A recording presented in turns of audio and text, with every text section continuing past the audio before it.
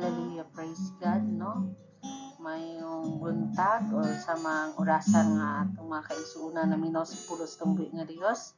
So, this is January 4, today is January 4, 2026. Ang pulong sa itong buhi nga Dios, no? Ipangluhan ako nga Jesus is coming soon. Actually kani siya nga pulong sa itong buhi nga Dios. Supposedly mga igsuon habang nag-share na ko dito sa simbahan, sa Amo Sunday School, ako ano dito unta ni siyang i-share dito pa lang, i-record na lang na ako habang nag-share para wala na take two, wala na anagod parang atong buhi nga Dios na yun ang mag-guide ka nato sa matagpulong na ato ang iistorya apan nakalimot ko og record. So karong taknaan nagatuog ko na ay rason ang tanan is because gusto lang pod sa tumbuhi nga Dios na ihanay, no, kay habang nag-share sa word of God wala nakahanay di ay tarong ang mga verses. So karon nagatuog ko adunay pagabuhaton atong buhi nga Dios sa tanan nga naminaw, no, makiistorya siya kanato no nga hapit na siya moabot sa bag-ong tuig. I know this is a new chapter, magpahinumdum na usab nga ang atong buhi nga Dios that Jesus is coming soon. Tuol na kaayo ang higayon. Ug ang pulong sa Dios nga nagapahinumdum kanato makita dinha sa Matthew 25 verse 1 to 13 na the parable of 10 virgins. So ingon dito sa una verse 1, nianang adlaw mahisama ang paghari sa Dios sa napulo ka dalaga nga nagdala sa ilang mga suga aron musugat sa pamanhunon. Verse 2, ang 5 kanila danghag ug ang laing 5 maalamon. So tanan ni siya mga igsuon, mga magtutuo. Wala nag-refer diri sa mga dili magtutuo kay tanan sila nagpaabot sa tong buhi nga Dios. Tanan sila nakabalo nga mobalik na si Jesus, no? Wala rin nag-refer sa mga taong wa pay relasyon dinha ka sa Ginoo kay aduna sila mga suga. Apan sa pulo kanila gilain sila sa Ginoo. Ang laing bahin gitawag niya og mga maalamon ug ang laing bahin nga 5 gitawag niya nga danghag. Verse 3, ang 5 nga danghag nagdala sa ilang mga suga, no? Naa sila'y suga. Apan consider gihapon sila sa tong buhi nga Dios nga danghag. Mga igsuon, ang suga mao kini siya ang pulong sa tong buhi nga Dios, no? Kining mga tawo na ni nagasimba, kaning mga tawo na ni nagabasa sa pulong sa tong buhi nga Dios, no?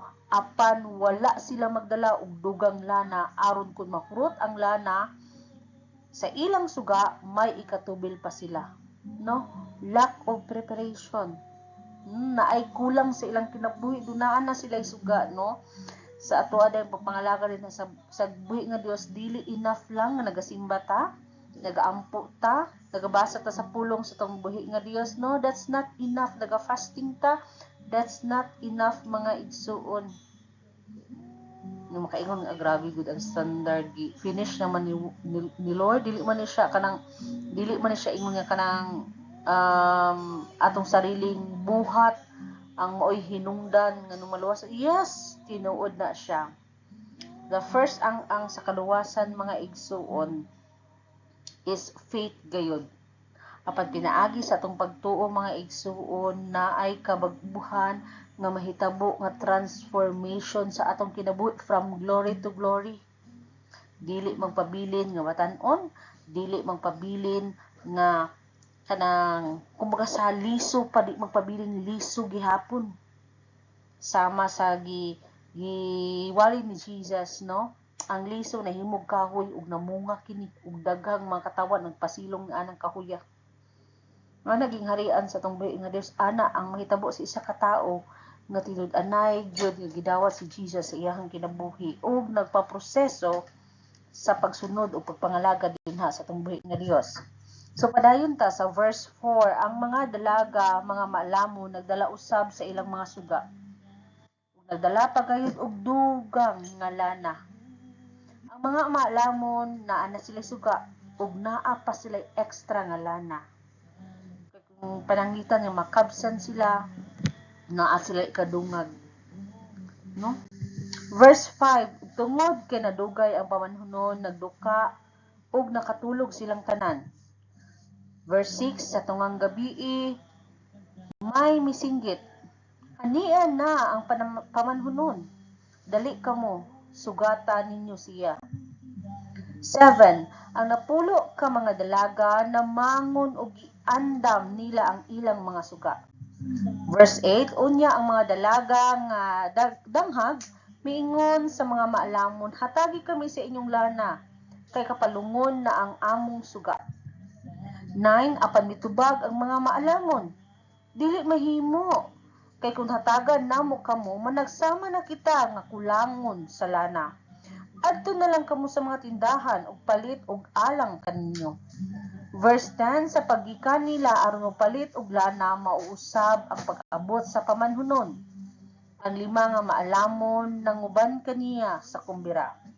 Pagsulod na nila, gisirad-an dayon ang pultahan. 11, pagkataod-taod miabot usab ang 5 ka mga danghag nga mipalit og lana ug nanawag sila, Sir, pasudla kami.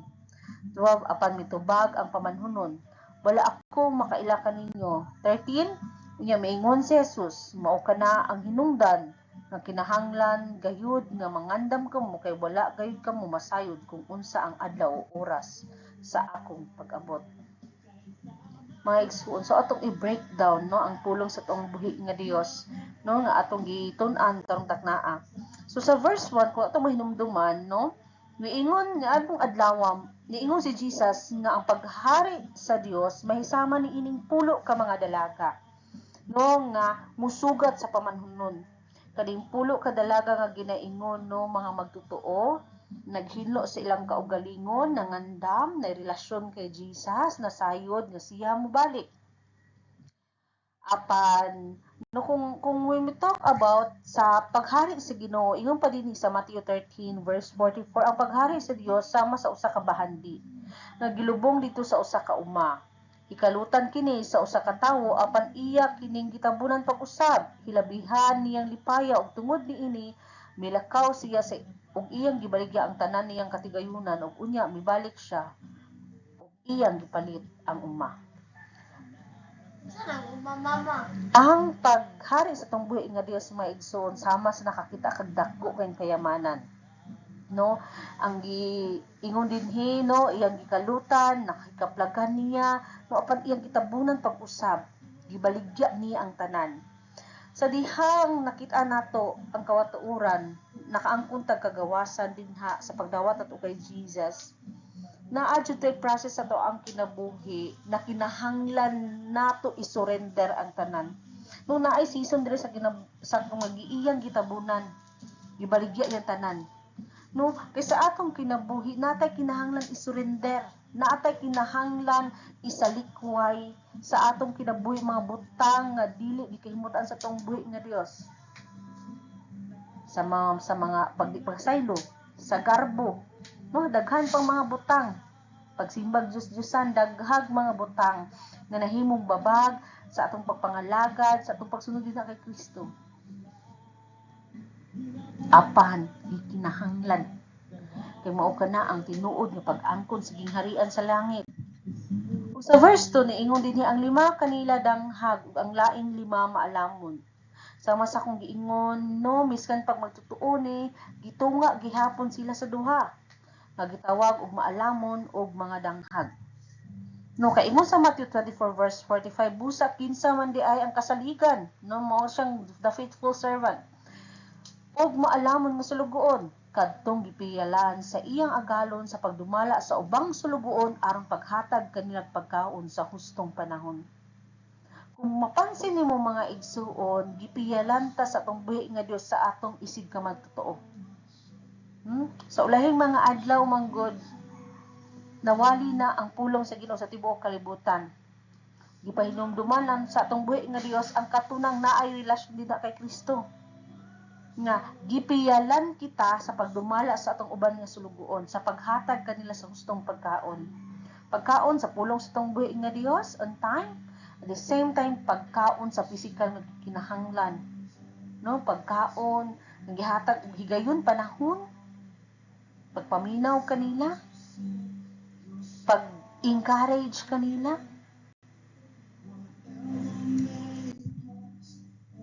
ug naapod usay mga ginatawag na unfaithful servant o dili maayo o daotan nga mga sulugoon. Ingon sa Matthew 24 verse 48 to 49, apan kung daotan siya nga sulugoon, moingon siya sa iyang kaugalingon, dugay pang muuli ang akong agalon, ug magsugod siya pagpamunal sa iyang kaubang sulugoon, ug magpalabig kaon og inom uban ang mga palahubog.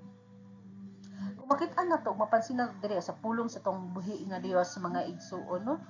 Kung mapansin nimo, kaning dautan wala siya nangaway dito sa mga dilion totoo sa iyang kauban nga sulugoon nga pinili sab sa Ginoo. No, giunsa niya pagtrato iyang gipamunalan, no? Instead nga encourage niya, gipa-discourage niya, instead nga siya ang muawhag para maduol balik sa Ginoo, siya na nooy hinungdan maong nagpalayo sa Ginoo. Mga igsuon, sa mga nakaila na din sa Ginoo, nagasunod na sa Ginoo, ang sugo sa tuan ni Jesus unsa? Higugmaa ang imong isig ka magkatotoo aron mailhan nga amo nga kita daw tinun-an ni Jesus. Aron mailhan sa gawa sa kita tinun-an ni Jesus, naghigugmaay kita, maghigugmaay kita, muunay pamatuod. So ibig sabihin kita nga isip nga pamilya dinha sa tong buhi nga Dios, dako taog responsibility towards our brothers and sisters in Christ. Dako ta responsibilidad diha kanila. O karong takna nasayod ko, no, sa mga nakahitabo karon, actually sa kalibutan yung gipasagda nila ang tanan, focus na sila sa seeking the worldly things in this world, biskan naa na gani sa ilaha, murag daghan ba kayo uncontentment ang mga tao apan didto sa mga naa dinha sa pagpangalagad, no? Daghan kay ginabuhat ang kaaway ng mga division sa mga churches, no? Dili lang daghan kog mga nadunggan, glory to God, baski sulod sa simbahan namo, no, naaman usab pero apan glory ug grasya sa Ginoo makalahutay gid ang tanan, basta magpaubos lang tong kaugalingon, mangay pasaylo sa Ginoo, mangay usab ta kita pasaylo sa atong mga isig katawo, labi na sa atong isig magkatotoo, isig kanang believers dina sulod sa simbahan. No, ingon pa sa Matthew 24:46, pagkabulahan na atong sulugoon na makaplagan sa iyang agalon nga nagtuman niini paghiuli niya, no? Katunti siya tong buutan nga sulugoon. Pagkabulahan, no? Kay dalon kani mismo ni Jesus dito sa langit kung magtuman ta, no, na maghatag pagkaon nga kinahanglan sa atong isig ka magtuo sa hustong panahon. Iyon sa verse 3, ang 5 ka mga danghag nagdala sa ilang mga suga apan wala sila magdala og dugang nga lana aron kung mahurot na ang lana sa ilang suga maikatubil pa sila. No, unsa ang takyas dinhi sa 5 ka mga danghag? Nagkumpiyansa lang sila, nagpatuyang sa ilang kinabuhi, nagsalig kay naa nay relasyon sa Ginoo, wala nila gi-cultivate, no, nagsayang-sayang sa oras, chasing after the things na temporal, apan wala gi-chase ang tinud-anay nga pinaka-importante, mao atong buhi nga Dios. Kay ingon pa gani nila, if mawala kanimo ang tanan apan naa ang Ginoo, way nawala kanimo. Apan kung nawala ang Ginoo sa imong kinabuhi, nawala kanimo ang tanan. Verse 4, ang mga dalaga nga maalamon nagdala usab sa ilang mga suga ug nagdala pa gayud og dugang panglana. Nga ana sila'y suga, naa pa gyud sila'y lana. Wa sila nagkumpiyansa.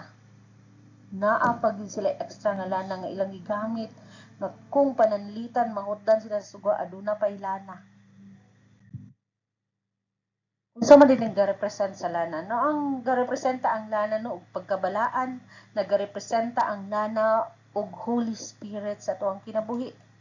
Exodus 30 verse 25 nagaingon, pinaagi niini paghimog sa gradong lana nga ididihog sa gula kini sama sa buhaton sa mamumuhat ug pahumot, mahimo kini sa gradong lana ug igdidihog. 29 ihalad kini aron mahimong balaan kaayo ug ang makasaghid niini makaambit sa pagkabalaan niini.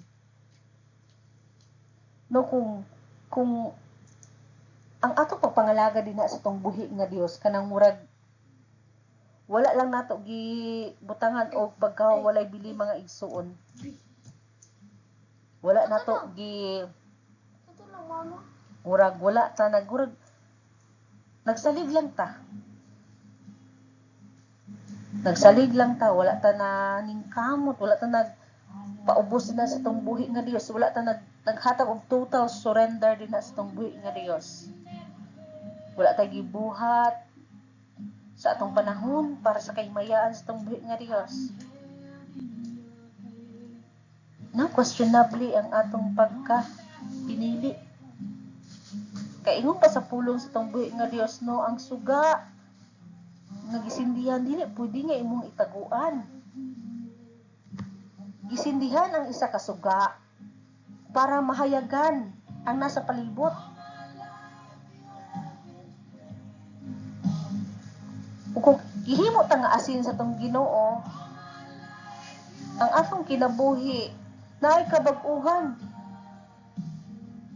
Makahimo siya og butang nga ang asin ihalo na to sa pagkaon, di ba? Makahatag siya bag-ong lasa. Mahimong mapuslanon ang atong kinabuhi. Mura siya tinuod na oil. And it represent the Holy Spirit sa atong kinabuhi. Muna kung pinili ka si Ginoo, nakaila na kagino na nakay relasyon din na sa Ginoo, apan mula paghihapon nimo ginagamit ginahalad ang imong kinabuhi din na sa Ginoo para sa imong mayaan, questionably ang imong pagkristohanon. Questionably. This time, no, wala ko nag-judge. Kaigsuon. Kaya actually, kani nga mga pulong sa Ginoo gi-evaluate pud ko daan sa tong buhi nga Dios. Pagbasa pa lang nako ani, no, grabe daw dati na, pero ang bagong revelation sa Ginoo wala ko namugnaw pag-ayo mga igsuon. Nakaanak ko, Lord, dili man ko ang ngayan. Initial reaction ako, Lord, dili jud ko ang ngayan. Nangay ko pasaylo sa tong buhi nga Dios, and grabe instantly, grabe si Lord magpasaylo. Basta kinasing-kasing lang yun ang atong pagsudong din sa tong buhi nga Dios, no? The reason why gipaano ni sa tong buhi nga Dios kanang taknaa kay gusto niya nga magpabilin ta din sa iya, ha? Gusto niya numusik tang matitilod-anay din sa iya, ha? Wala na panahon. Wala na sayod sa ugma. Kabalo ta sa adlaw kung sa tang gipanganak, apan wa ta kabalo sa adlaw sa atong namatayon. Usa mangandam ta sa matag gayon. Verse 5, ug tungod kay nagdugay ang pamanhunon, nagduka ug nakatulog silang tanan. Subot pasabot, nobody is excused, but it doesn't mean na magpabilin ta sa sitwasyon nga ana.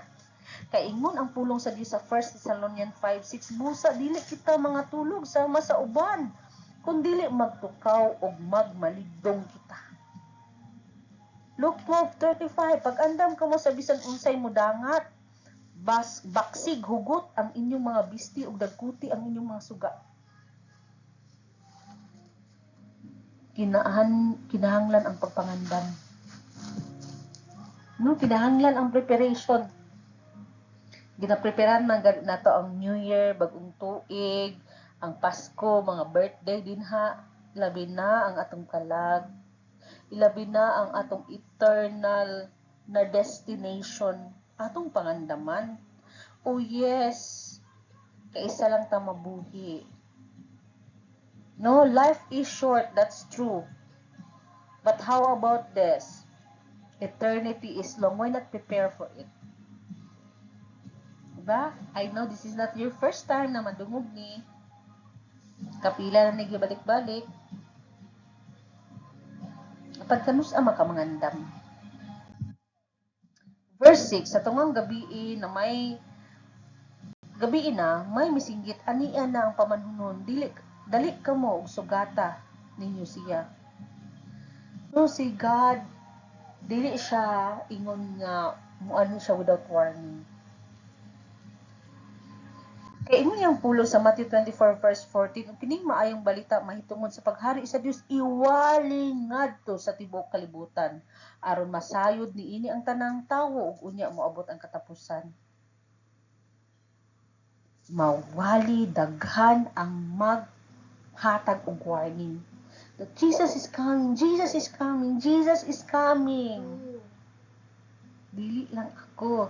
Actually, isa lang ko sa i-convict ni Lord, siguro sa mga smaller circles lang, diri sa over the internet, na magpadayon to share the word of God, regardless of may maminaw or wala. Sa ako, igor akong utuman. No?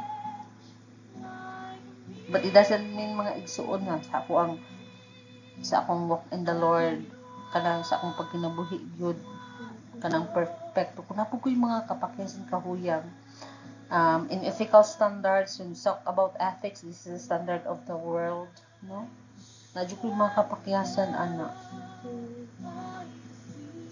Apan grabe ka matinud-an atong buhi nga Dios, no? Slowly by slowly, gina-change us tong buhi nga Dios. At first, gina-change atong mind.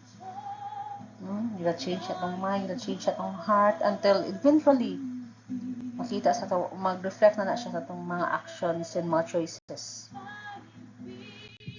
So verse 7, ang napulo ka mga dalaga na mangon ug giandam nila ang ilang mga suga.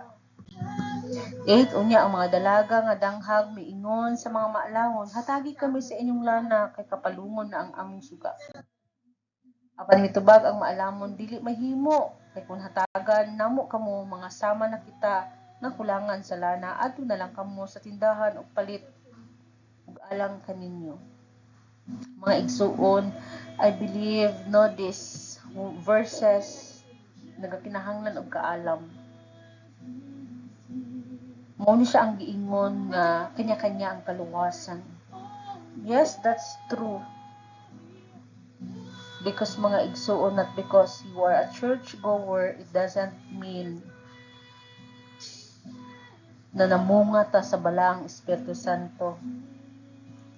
Remember, the Holy Spirit is ang atong tatak na iya ta sa Dios. We may receive the gift of the Spirit. Mag-pray ta, mag-cast out, mga milagro, dako kay mga butang. Wow! Fabulous. Amazing. Actually, that's very good. Pero sa tinuod lang mga igsuon, ang pinaka-importanting butang, kaya naadyo nakabutang sa bulong sa Ginoo, we may fake the fruit of the Spirit. Pwede na siya atik-atikon sa uban para ingnon. Apan ang dili maatik mo ang bunga sa balang Espiritu Santo. No, Galatians 5:6, no, Galatians. Nakabutang dito, no, ang gugma, ang kalipay, kalinaw, kaluoy, pagabuotan, no, pagkamapausanon, self-control, guban pang mga hiyas, kaayo.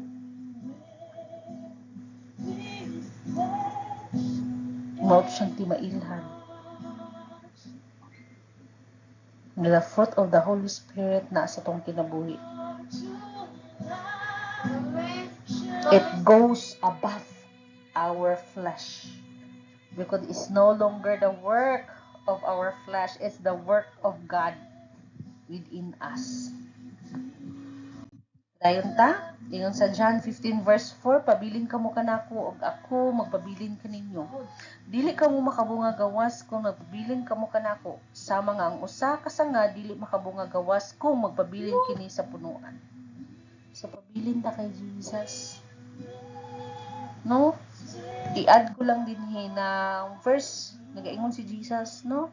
If anyone wants to follow me, kung gusto tang mosunod kay Jesus, he must deny himself. nga atay i-deny na to tong kaugalingon, i-deny na tong pamatasan nga di maayo, i-deny na tong atong mga pagsayang-sayang sa tong oras sa nga dili makapalalom ka nato din sa tong buhi nga Dios. I-deny na to ang mga butang nga gusto sa atong lawas nga di makapahimo sa atong buhi nga Dios. We must carry our cross and follow Jesus. No?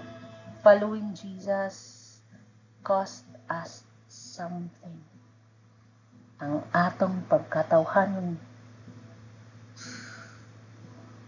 Serious?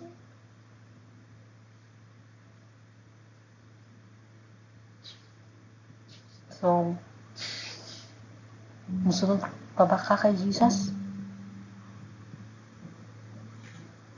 Ako may igsuon. Musunod ko kay kung wa ko ginadakpan sa Ginoo, dugay na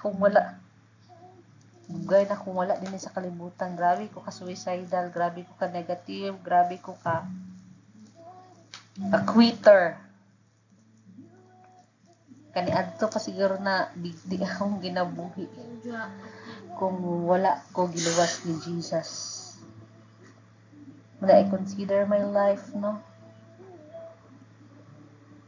as extension na si Jesus na nigamit. Salamat sa ako sa itong buhi nga Diyos, mga igsuon. Wala din ako kaya mabuhi. Wala itong buhi nga Diyos. Wala yung tabang sa itong buhi nga Diyos. Di na ako kaya. Verse 10.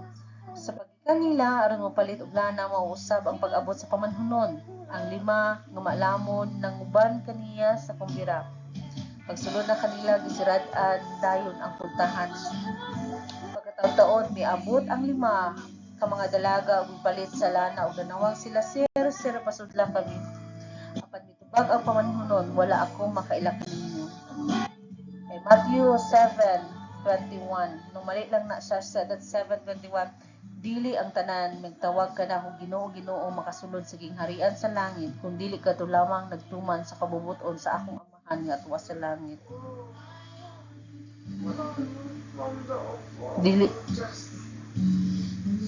Dili gid siya, dili nimo iingon nga member ka sa unani nga church, nagapray ka, nagabasa kag Bible, luwas na ka. Kay ang obedience dinha sa tumbuhi nga Dios mao ang gikinahanglan. Last verse 13, unya miingon si Jesus, mao kana ang hinungdan nga kinahanglan gayud nga mangandam kamo, kay wala gayud kamo masayod kung unsang adlaw oras ang akong pag-abot. 2 Peter, pagtubo pag mo kinahanglan magtubo ta og mamunga. 2 Peter 3:18, padayon hinuon kamo sa pagtubo diha sa grasya sa kahibalo sa atong Ginoo ug manluwas nga sa Hesus Kristo, kay iya man ang tanan dungog hangtod sa kanturan. Amen. Colossians 1:10, aron makahimo kamo pagkinabuhi sumala sa kabubuton sa Ginoo ug makabuhat kanunay sa mga butang nga makapahimuot kaniya. Magbabungahon ang inyong kinabuhi sa tanang mga maayong buhat ug magdugang ang inyong kahibalo mahitungod sa Dios. Hallelujah. No? I hope and I pray na tayo na punuan before I will end this, no? If Jesus would come back today, pray na ako ni this. would he be glorified? Is this what you want to be doing when Jesus comes back? Let's listen. Is this what you want your life to be when Jesus comes back? Who says that there's still a tomorrow? Who says there's still so much time? We never know. We never know the day or hour. We never know the time when we are no longer here in this world. Did you waste your life? Are you wasting your life? Time is only spent. We only spend time, and we can never gain more. Are you spending your time for Jesus? Are you spending your time for the Lord? Are you spending your time for His glory? Or are you constantly denying His voice? Many believers in the church constantly deny the voice of God.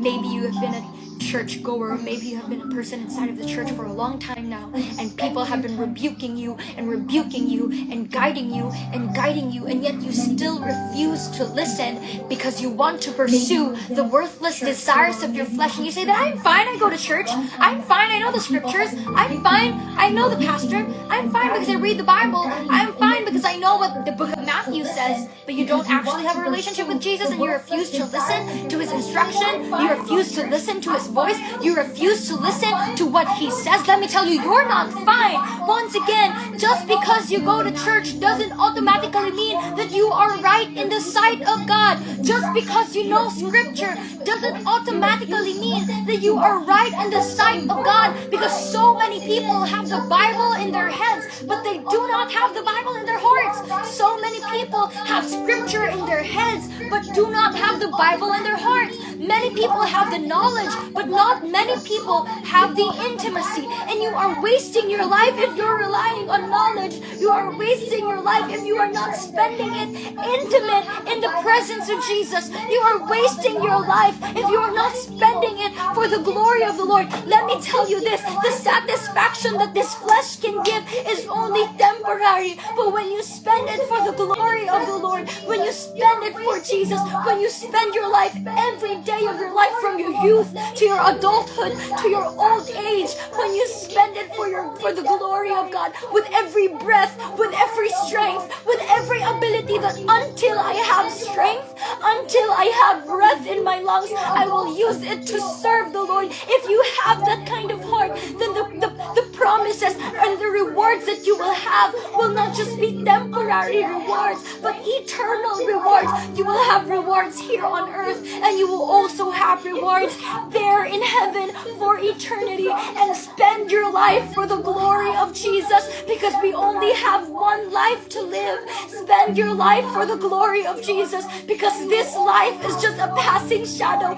Generations long before us have already come and passed, and so will this generation be. This generation will come, and then this generation will pass, just like the others. And if you're spending your time, if you're wastefully spending your time without any knowledge of the future, without any knowledge that the Lord will put into judgment every single thing we do, you will face eternal consequences. Use your time for the glory of the Lord. Use your time for the glory of Jesus. Use your time wisely. Spend your time wisely, because we don't have all the time in the world. Our youth won't last forever. Your life won't last forever. Sometimes we think that death will never meet me, or sometimes we think that, oh, I can't imagine me dying. But every single one of us will die.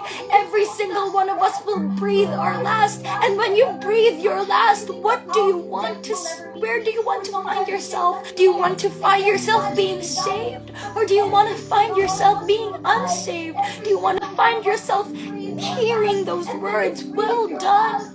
Or do you want to find yourself hearing the words, get away from me, you wicked servant, you doers of evil, I do not know you. Summer is gone. Life, well done. We only ever get to spend youth. Your youth won't last for a lifetime. Honor him in your youth. Honor him while there's still strength in your bones. Honor him while there's still breath in your lungs. Honor him while there's still strength in your muscles, because this life won't last forever. Honor him. Jesus died for us. Jesus gave his all for us. We need to live for him while there's still strength in your muscles, because this life won't last forever. Jesus died for us. Jesus gave his all for us. We need to live for him. Sa closing, closing, John 14 verse 6, Jesus said, I am the way, the truth, and the life. And no one comes to the Father except through him. So receive Jesus today and follow Jesus. By denying yourself, carrying your cross, and following Jesus wherever he goes. Dahil thankful and I pray no natin natunan karong taknaan and God bless you.